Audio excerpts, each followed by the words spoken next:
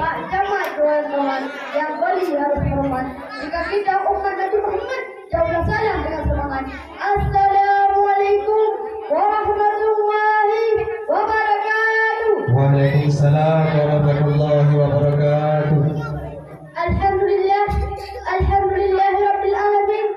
Wassalatu wassalamu asrafil anbiya'i wal mursalin wa ala alihi wa sahbihi ajma'in. Amma ba'du. Puji dan syukur kita panjatkan atas kehadiran Allah Subhanahu wa taala yang telah memberikan nikmat yang sangat banyak. Mulai dari nikmat iman, Islam, kesempatan, kebahagiaan sehingga kita bisa berkumpul di malam yang sejuk ini. Selawat bermahmud dan salam berikan sanjung sajikan atas kehadiran Nabi besar Muhammad sallallahu alaihi wasallam. Penghormatan saya kepada pimpinan Balai Pengajian Waspada, tentunya kepada Tuan Muhammad Abidin dan para calon juri semuanya. Penghormatan saya kepada santriwan maupun santriwati yang hadir pada malam ini. Dan pada malam ini juga izinkanlah saya untuk menyampaikan Quran pidato yang berjudul Fadilah Bersedekah. Firman Allah dalam Al-Quran surat Al-Baqarah ayat 261 yang berbunyi A'udzu billahi minasy syaithanir rajim. Bismillahirrahmanirrahim. Masalul ladzina yunfiquna amwalahum fi sabilillahi kamathalil habbatin sab'a sanabila fi kulli subulah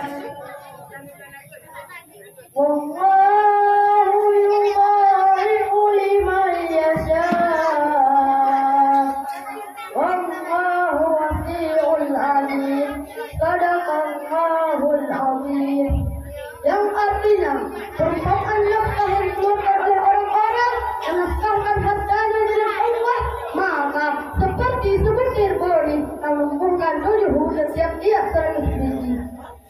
Allah melipat ganda pahala orang yang bersedekah bagi siapa yang dia kehendaki. Allah Maha Luas, karunia-Nya lagi Maha Mengetahui.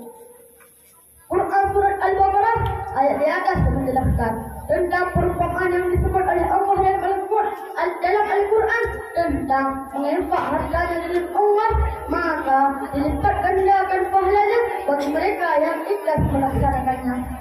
Umar Khalifah setelah Abu Bakar berkata, aku yang paling utama dari kalian, abdin lain. As-sadaqatu al-amfidah. Bersedekah menutup 10 pintu keburukan. Hadis riwayat Tabrani. Maka berlomba-lomba kita untuk bersedekah di jalan Allah.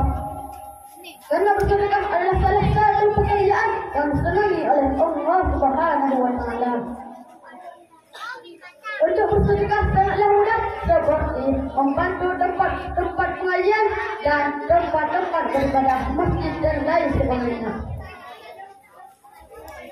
Ada juga amalan yang disenangi, yang amalannya terus mengalir antara lain, yaitu doa anak yang saleh. Yang dapat kita simpulkan dari ceramah singkat saya yaitu kita harus bersedekah dengan ikhlas tanpa meminta kembaliannya daripada yang kita sedekahi, tapi kita harus meminta balasannya dari Allah Subhanahu wa taala.